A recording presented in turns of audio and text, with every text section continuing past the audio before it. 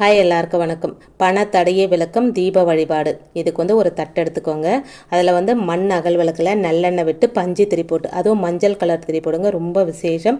போட்டுட்டு இந்த விளக்கு பக்கத்தில் வைக்க போகிற பொருட்கள் தாங்க ரொம்ப ரொம்ப முக்கியம். 2 விரலி மஞ்சள், 2 ஜாதிக்காய், இந்த 2 பொருளையும் 2 பக்கம் வச்சுட்டு நம்ம தீபம் ஏற்றணுங்க.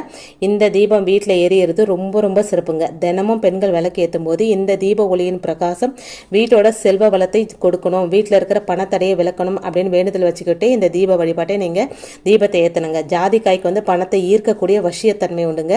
விளக்கு சூட்டில் அந்த ஜாதிக்காய் லேசா சூடாகும். அந்த சூடு உங்க வீடு முழுவதும் பரவுங்க.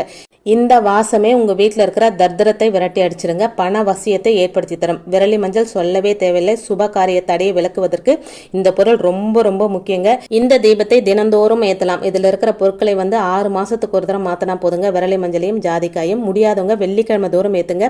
நல்ல பலன் கிடைக்குங்க. வீடியோ பிடிச்சிருந்தா